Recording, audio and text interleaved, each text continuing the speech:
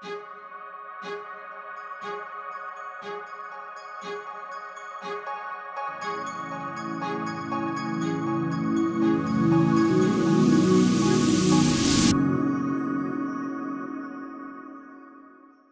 hello and welcome to Kitty Talks. We share inspirational life stories that empower you to create yours.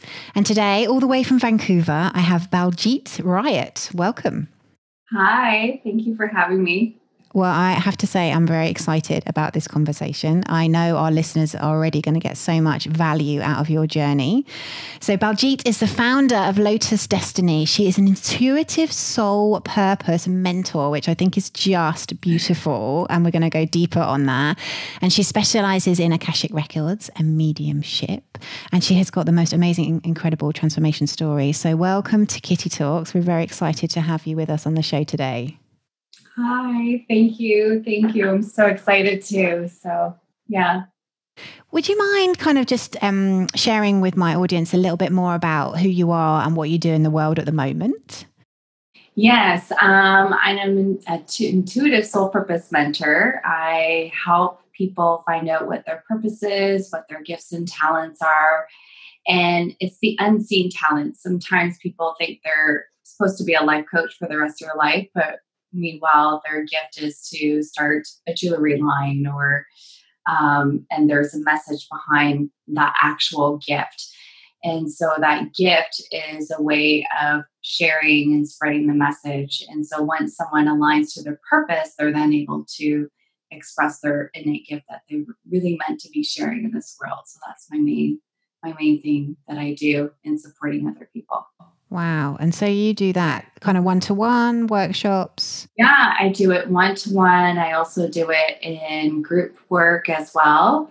It all depends. A lot of people like the one-to-one and a lot of people like the group stuff because it's sort of like a mastermind. People get to support each other and witness each other's transformation. And through witnessing other people's transformation, they transform as well. And for those that really want the one-on-one like deep dive, they'll go full on one-on-one. And it's usually from a 3-month to a 6-month or a 9-month program. So yeah. Wow. And what we love to do here at Kitty Talks is I always find it so fascinating, Baljit, about how do you become an intuitive soul purpose mentor? Because I just think it's an incredible thing. Like, how cool is that? Like, that's what you get to do on a day-to-day basis. But talk to me about the transition, because I presume you'd how did it come about? How did the universe put you in that position? I know, right? It's such an interesting... Well, I got I call it the universe slap in the face, you you ignore, what you're meant to be doing. The universe just, gets a 4x4 and, you end up having to listen. And my 4x4 was getting anxiety and depression. I was suffering from that. And before that even happened, I used to have a lot of interesting experiences when I was little. I remember talking to my guides. I remember having some really interesting experiences, but it was just very private. It's not something that I could just share with public I just didn't feel like people would understand, talk in the spirit. And so I just kept everything repressed and separate. So much that I just wanted to belong to society. I wanted to belong to, being in school. And I wanted to fit in, and I turned into a big people pleaser. And I also followed what my parents wanted me to do. So I went into architecture. I studied architecture, which was a gift in the end, because I ended up channeling something really special through that. But through architecture, the hours were very, very long, and I was living a very stressful life. But on the outside, I looked very happy. Everyone thought that I had everything going on. And, deep down inside, I was really going through a lot. And being from an East Indian cultural background, at the age of 20 to 23, my parents at that time, they've changed a lot. We've healed a lot together. They were like, okay, it's time to get married. So I had the pressure of having to get married and being in a full-time job and not knowing who I am, my identity, and what my purpose, really was. And what started to happen is I would be introduced to these different guys, and something just didn't sit right with me. I just knew intuitively something was off, but I would get more depressed, like more contracted. And just like, I started to escape. I started to go to raves. I was drinking lots. I just had two separate lives. And then I would go to work. And it got to the point by the time I was 25, I was diagnosed with chronic panic disorder is what they call it, and depression. And I didn't realize how depressed I was. So in a way, the panic attacks were a gift, because if I didn't experience that, I wouldn't have realized how depressed I was. I didn't know that I was that depressed. I thought it was normal to just cry, like have that deep sense of sadness and just on a random occasion. And so I started to track my symptoms, and I was like, okay, I can't handle these panic attacks. And the panic attacks were pretty intense to the point where I was borderline suicidal. So I knew something needed to change. And it was when I still remember I was living in Toronto at the time.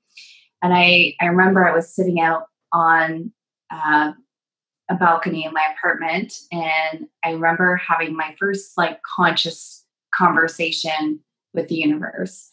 And I just said, okay, God, I give up. You tell me. I either stay or I leave.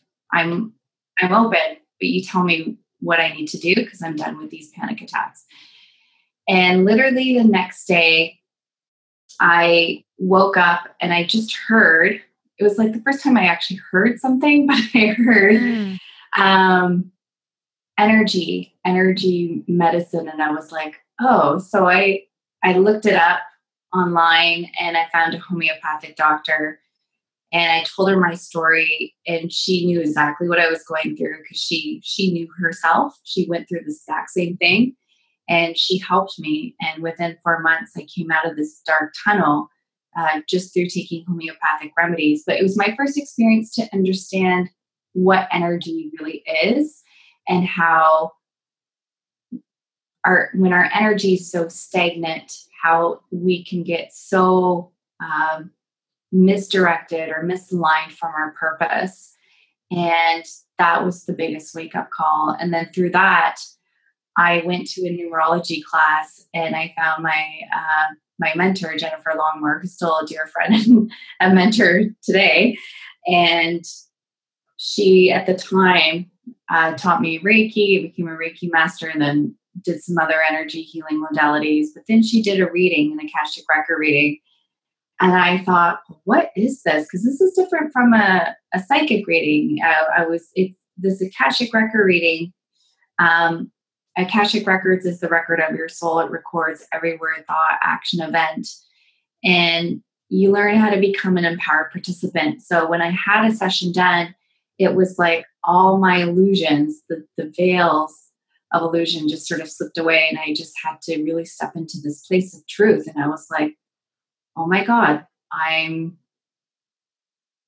now know what my path is. It was like I could see everything. So I moved within like half a year, moved from Toronto to Vancouver, worked at another firm, knowing that I was going to eventually leave that firm, that architect firm, to start my full-time business and doing what I'm doing now, which is teaching the Akashic Records, doing sessions in the Akashic Records, and mentorship on an intuitive level. So it was through the training of the Akashic Records that the intuition just strengthened. It's like riding a bike.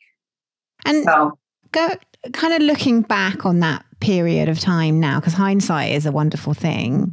I have to say, Baljit, I've interviewed 92 or 3 people now, and a lot of them say a similar story in the sense that they surrender. They almost kind of say, I'm stuck. Like, like you explained, the conversation that we have with our maker almost. And a lot of them report similar experiences to yourself. They either get intuitive hits and I suppose my question to you is, in hindsight now, do you kind of understand what happened there? Because it sounded like you just kind of surrendered to God and said, help me. And the following day you were kind of shown a different path almost. Mm-hmm. I really feel that my soul reached a tipping point. Yeah. And it was almost like a portal where I had a choice if I wanted to check out or stay on the planet. Right. And we all have that. We all have that portal, and it's a free will. And it was because I just reached that tipping point, and we all have that tipping point. I'm not saying if you choose to leave the planet or not, but it's like you just got frustrated, whether it's with your finances or your business, your relationship, and you repeated something so much that you got to this tipping point, and you're just like, you know what? And you just let go. And as soon as you let go, hold it. That's when the truth just starts to like drop in, and then you get a different perspective. That's how I view it. Yeah, it's powerful. And I've heard a lot of, I had a similar kind of experience myself where you kind of just, you just, I didn't know what to do or where to go. And, kind of higher power, I think, comes in and, like you said, helps us through that tipping point experience. Yeah. So how did it, because obviously, I said again, I would imagine coming from an Asian background as well, like, to leave the traditional career, you were going to be you were an architect, and there's a lot of training, a lot of money goes into being an architect, it's well respected. How did that, it sounds like you've done a lot of healing with your family along this journey as well. Oh yeah, that was pretty big.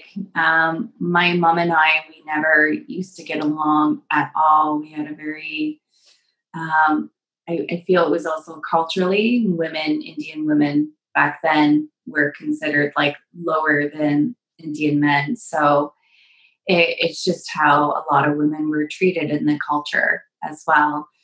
And something shifted when I decided to make a choice to move to Vancouver and take a leap of faith of doing what I need to pursue. And when that happened, my mom actually called me and apologized for everything, like everything. And it changed our relationship. Like our relationship did a full 180 because she saw what she really wanted to see in herself. And what I've noticed in cultures. What? So you said something that she never had the courage to say. Wow, amazing. Yeah. Oh, I got goosebumps all over my body. Yeah. And it healed her too. Like it was her first time that she said, I love you, because my mom never said, I love you. And since that time, every week when we talk every week, and she says, I love you. And we never had that kind of relationship. And my dad had a really hard time because his dreams of me getting married to an Indian family, me having the typical job, his fantasy, right? And what he came to Canada for, right? Yeah, of course. He took his whole family there from Birmingham to do that. Yeah. Yeah, it shifted. And he learned a lot of you can't really project your will onto your child. You have to provide the sacred container and allowing them to grow. So, I mean, it took some time, but I just stood very tenaciously in my power. I really learned a lot about the more that I'm in my truth, the more programming between culture, society, religion, and all that stuff just starts to disintegrate. And people just come to that place of truth, And that's kind of one of the things we really want to demonstrate with these interviews, actually, is that, we have that in a knowing, but it's having the confidence to speak it and, actually to speak our truths. And of course, there's so much societal conditioning, whether it be women, racial, I've got decades of like mental health issues because we've not spoken about, women haven't spoken her truth in my family, you know. So I think this is part of my clearing, is doing the podcast, is speaking, you know, my truth. Yeah. But I'd love to go deeper, because one of the things I really resonated with on your website is where you put about everyone has a mission to evolve, as in we're souls. I believe exactly the same thing, that we came to earth to evolve and grow. And I know part of your work is going deeper with people to help them do that. So you just explained in your own journey, like that's exactly what's happened. Like you've evolved and grown, and as such healed a lot of your family. And now you're doing that with others. Mm-hmm. Mm-hmm. Yeah. This is honestly, like, I love what I do because every person is so different on their journey. And it's such a humbling, sacred process to witness a person who doesn't realize what their gifts are. They know what their gifts are, but they're afraid to be visible. And it all varies. Like, I get people that, may have a little bit of addiction, whether it's as far as like a porn addiction, or they're addicted to food, or they're addicted to being distracted, numbing themselves out, for social media. And by peeling those layers, we're like, well, what are you really hiding from? Like, what is this thing that you're really hiding from? And in the end, when I think about purpose, it's about coming back to the truth. And what you've talked about, we've been so programmed by society and different upbringings and certain systems that may have worked back then, but they no longer work in this moment. And how I kind of view people, it's like I see patterns in people, and I could see their dynamic on an intuitive level. I could see how the dynamic shows up in their business and how it shows up in relationship. So almost like their programming, how it's impacting what's happening in their world. Yeah. Oh, fascinating. So for example, a great example is, let's just say someone's really ungrounded and they don't know why they can't get clients. They don't know why people can't see them. And then we go even deeper, into the Akashic records. And usually it's like they've gone through some sort of abuse, whether it's spiritual, mental, emotional, or even physical, something traumatic. And traumatic doesn't have to be so big. It could be as little as like their mom just slapping them on the wrist. And in their mind, they said, oh, it's not safe to be in my body. And so that pattern just starts to continue. And then they develop certain safety mechanisms to avoid, being in the body, and they'll bump into a lot of things or forget they had a meeting or, and so we work into getting them back into their body. And then they realize, oh, it's actually safe and I can actually be in my truth. So that's just one example, but everybody's so different. And it's whatever pattern that they were raised with, and it's like a system that just doesn't work anymore, and they need to reprogram something that does work, that's in alignment for them. And from the way I understand Akashic Records is that it's your soul, almost a log of your soul. So it could be this life, it could be past lives, anything that kind of has happened is logged that is impacting this potential life now. So you work on past and current almost. Future, yeah. And give me an example of what happens when you clear this stuff, because that must be incredible for you to see what people achieve after you've worked with them. Yeah, it's pretty cool. Like, this is what's really interesting about free will is, you could take major quantum leaps, like just major quantum leaps. And what I mean that everybody's different is everybody's different in their readiness of when they're ready to shift. And this is another thing that I teach people is when you get a session and stuff like that, some people really defer their power to even healers, expecting them to be healed by the healers. than the client realizing that they're responsible for their shifts. And it's just really important that, for my clients and whoever comes to me, that they know that they are fully responsible for their shift. So I'm just being a crystal clear conduit. However, it's really up to that person if they're really ready to shift, and they may hear and integrate the pieces that they need to hear. And it's okay if they've only integrated 80% or 50%, it's their willingness. But we have to really look at things as there's no right or wrong with how much someone is shifting. Because sometimes people need to only shift 50% because they have more lessons to learn for their soul in order to really make it to that 80 or 90% or 100%. So it's such I want to say, tricky question, because it really comes back to the client of their willingness of how quick they want to shift. For me personally, I like efficiency. So for me and my makeup, I move quick. Let's do it now. And then there's some people that ride the same wavelength with me. They're like, yes, Baljit, I'm a quick learner. I'm efficient. I'm all about efficiency. I don't like to experience many crises after I shifted energy. So I'm going to stick with that. Some people can get caught up in, diving into the processing all the time. And that's more of a distraction. So the shifts can happen instantaneously in the records. It really depends on the client themselves, on their willingness of how they choose to shift.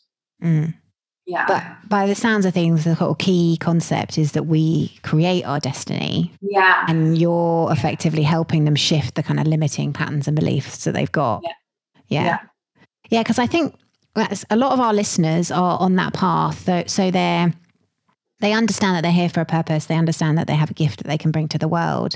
And I think the one thing I'd love for you to give them a bit more information on is this: we create our own destinies. Because I'm with you. I think once we have our universe wake up call, then it's like, come on, now there's work to be done, because now you're conscious, you have no excuse. We've all got stuff. We've all got shit, excuse my French, that we've come in with from past lives or family patterning, genetic patterning, country patterning. So now for me, it's like we're actually on a continuous journey of evolving, and that we have to take that responsibility and that empowered action to create the destiny that is awaiting for us, really. Yeah. It's definitely an inspired action.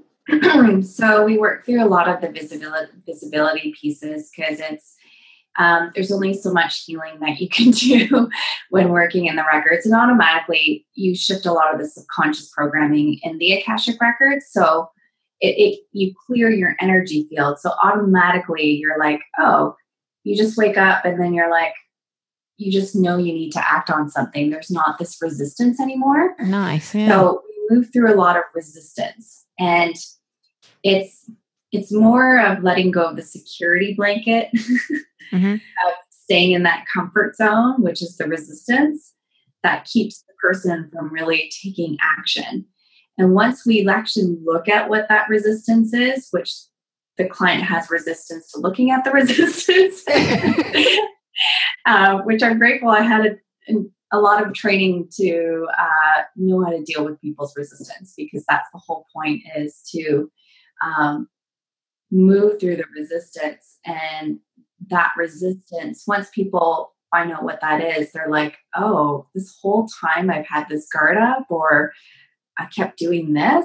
Now I could see why I kept doing this, because I thought it meant this.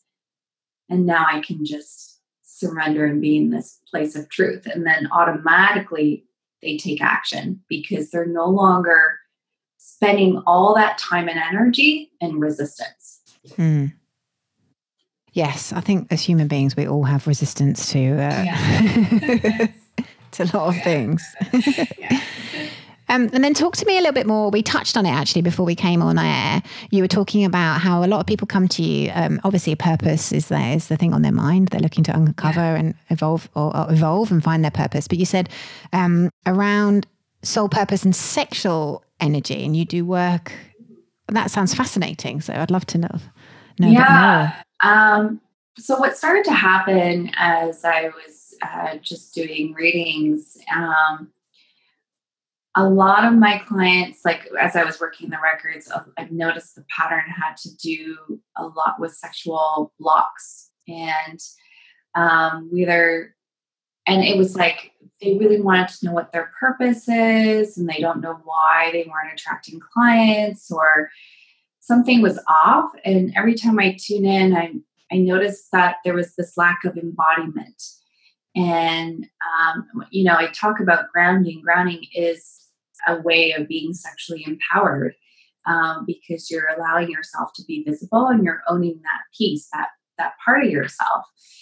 And when we avoid our sexual energy or misuse our sexual energy, we lose energy. We actually leak energy. We have unhealthy boundaries. And so not only does it affect relationships, it also affects business relationships. It affects friendships as well. And, everything just starts to collapse. So in healing your sexual energy, like I'm talking about releasing shame, releasing guilt, some of the stuff goes so deep that, you might not even see, you may not even recognize certain things that existed down in the womb, in the sexual energy, in the sacral chakra, and in the root chakra, which is like in the coccyx area, is all about security and well-being, which is also your finances.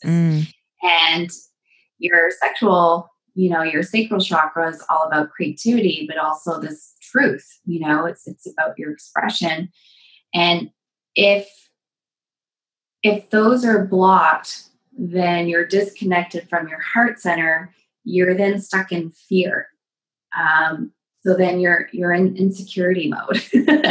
You're just like hamster on a wheel. You like survival. And once you heal those pieces, it's like you just relax into your sacral and your root, and you're like, oh, it's safe here, and it's okay to be seen. And then it also connects to your solar plexus, which is your power center, and that's your power. So again, it's releasing manipulation, releasing control. There's all these little fine dynamics that happen with sexual energy that people don't realize how it affects business. And what I love now, there's a lot of truth and exposure that's happening. Hollywood. To movement and other things, because those are the shadow pieces. Yeah. People need to look at the shadow pieces. And when you face the shadow pieces, men or women, you really heal. You really come to this place of truth. So is that kind of for our listeners, it's important for them, people listening to this, that like it's to look at your shadows, because it's going to be something that is going to help you. Oh, yeah. I mean, a part of doing, I call it light work, is to look at your shadow. It's the shadow is what creates the resistance, right? And if you're not looking at the shadows and you're like, yay, love and light all the time, it's not really embodied, you're not really in this place of truth. And being, having to look at your shadow pieces is the most profound thing ever. It's the most deepest, profound healing that you'll receive. And it's not scary. It's once you face it, you're just like in awe, and you have deep love and respect for it. And that's how you can really bring things into the light. That's how you're really able to express who you really are. And that's the thing about Lotus Destiny, hence the name of the lotus. The lotus flower. It's in the shadows, and eventually it rises from the muck to the light, and then it just is floating, in the water. So we are like a lotus, and in order to create our destiny, we have to do our shadow work. It's you can avoid it, but it's like, again, you'll get the 4x4 if you keep avoiding it. So yeah. But I love that. It's beautiful. Beautiful name. Yeah. And so for our listeners, people listening, you know, it's really imperative that you take that responsibility and that you do this work, you do the shadow work, because that's the key to unlocking your destiny and taking that empowered action. But Baljit, thank you for joining us. So could you tell the audience how they can connect with you, where they can find you, or your sort of social media handles? Yeah, and thank you for having me, Kitty. It's such an honor. People can find me through Facebook or Instagram at Lotus Destiny. Very simple, Lotus Destiny. And you can also visit my website, lotusdestiny.com. You can see my offerings. There's also a freebie where you can download an audio-visual journey called Galactic Journeys. And I do a 60-minute meditation. And I also channel sacred geometry. So that's a whole other piece that came through the architectural background that I had, which we'll be explaining. Yeah. Oh, yeah. You mentioned that, of course. So you think that's kind of I love sacred geometry. So you think that's the piece? Because I totally, and the concept of Dharma is all about how you're, everything's not random. The stuff that you're doing when you're younger is set up, you just have to become conscious of it. So is that the architecture piece now comes through the sacred geometry? Yeah, that's the gift that came through, like as I learned the Akashic Records, I was still working full time at an architect firm. And how it came through is I was one day working on a site plan, like an aerial view of a site. And I've always been fascinated with crop circles. And it was really interesting. I just started to channel these images, but I could feel the energy and it felt like home. And I remember I sent the images to my place and I printed it out and it felt like a homecoming, but I didn't really understand what they were. So I did a future progression instead of a past life progression on my future self in the Akashic Records. And I was told that they're called star activations. And when I do one for a person, it's like a soul blueprint. So instead of a blueprint of an architectural blueprint or like of a building, it's a blueprint of a person, of their soul. So I actually get information about the person, and it's like I do a reading through that as well. Wow. Yeah. And so you can see how it all interlinks. Yeah, it all interlinks. And then I've done experiential journeys with them at the planetarium 3 times, like in the Star Dome, and done like a whole journey with ambient electronic music, and so that people get to experience it on a whole nother level. So yeah. And what's a final piece of advice for our listeners? Like, we've just described life has a plan for us, doesn't it? It's whether we choose to listen. But what would your advice be for our listeners? Like, how can they tune in? Honestly, trust your gut. Like, really trust your intuition and honor your boundaries. And there's a difference between boundaries and barriers. Barriers are more like walls. Boundaries, if you can imagine, are like a crystalline bubble. And if something, someone asks you to do something for them and you're feeling obligated to say yes, then you're not in your truth. If you're, just say no, it's okay. And you'll notice like a weight that's being lifted, but you create space and you really honor your truth. And, and it's coming from not like a righteousness place. It's coming from a place of like surrender and like, no, this is what my truth is. And I'm just going to honor that. So just really honor and listen to your truth, listen to your gut. Yeah, no, fantastic advice. Really, really good advice. Baljit, thank you so much. I really enjoyed our conversation, and I know our listeners will have got real value from hearing your incredible life journey and life story. Oh, thank you. My greatest pleasure. And thank you again for having me here. We will see you next week with another amazing guest on Kitty Talks. Bye-bye. This podcast was sponsored by my Do Your Dharma course. Create a life so good that you pinch yourself. This 8-week online course demystifies Dharma and shows you how to tune in to why you're really here. Go to www.kittytalks.com/do your Dharma.